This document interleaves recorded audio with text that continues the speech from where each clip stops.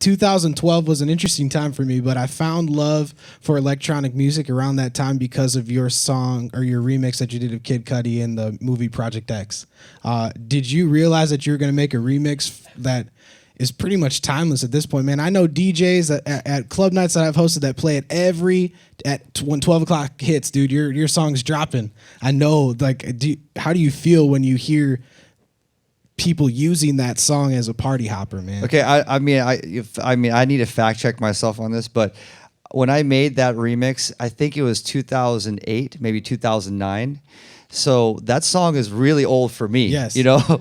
So when it came out, when Project X put it in their film, and they made it like the pinnacle, like, all right, this is the mega party yes. scene, and then we're gonna make sure that this song is defining the party moment. And yeah, it gave it a whole brand new life. Like it was a second wave, and then when other DJs started picking it up, like you're saying, like I remember when I was talking to I saw David Guetta playing in like 2013. I'm like, yo, this record's so old. Like it's like, no man, this is fresh, man. This is what, like, you know. And Hardwell was playing it and closing it with his sets, and other DJs were playing it out, and I was like, wow, you know, like that's the goal. You know, at the end of the day, as a producer, you want to make music that is timeless.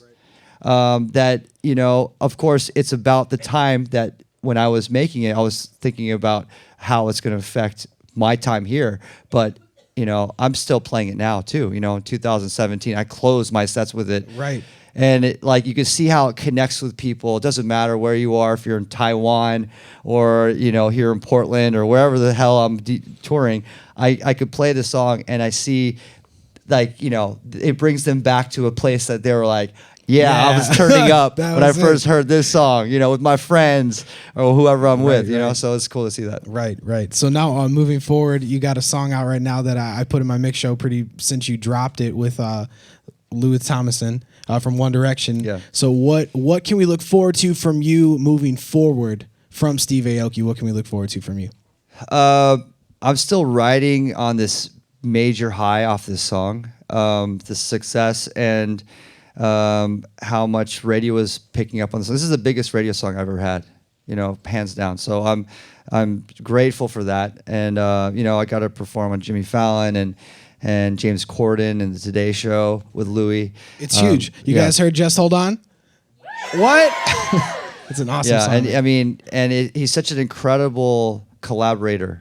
So working on the song for the greater part of 2016 with him was a blessing. It was awesome to work with someone like him in the studio. And you know, we definitely plan on putting out some more tunes. There's no timeline, and we don't really want to set it up. We almost want to just drop it on people the way we dropped Just Hold On last year. Right.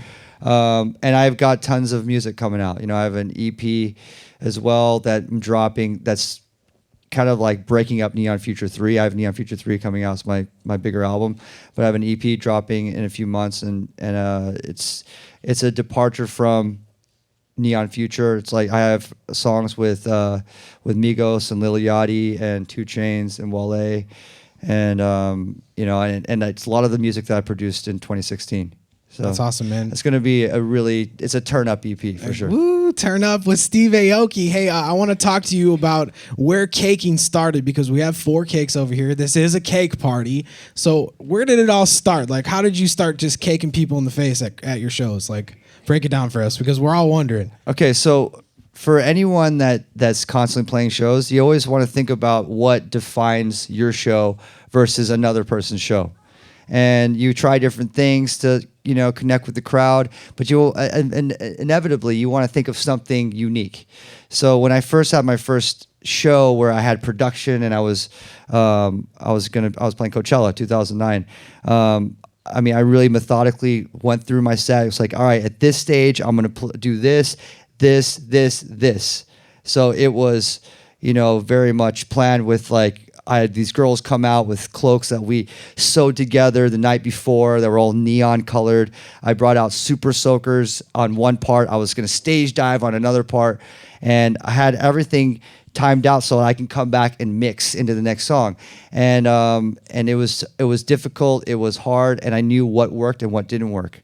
And over time, you know, there's certain things that stuck that were like, yo, Aoki brings that raft out. And I knew that's something I'm going to bring in my show. Right. So like, you know, 2011 comes around and I want to try something new. I'm always thinking like, you know, you're always thinking about how to do something different. So there's a music video that inspired me, is called, of this artist on Dima called Autoerotic. And the song is called Turn Up the Volume.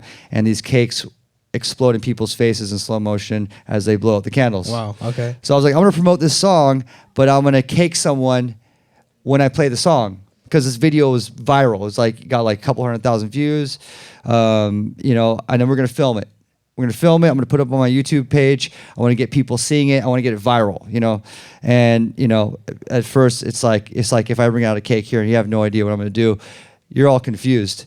But there's always one person that'll come to the front and want the cake. There's always one person. This guy in the crowd. took his tie off. He was like, Yeah, "Am I gonna get cake on me? I better take my tie off." And then Versace. there's not just one person that wants it. Then their friends egg them on. So Wow. that's what happened in the beginning. I always brought one cake out, and I would just walk around and I would wait.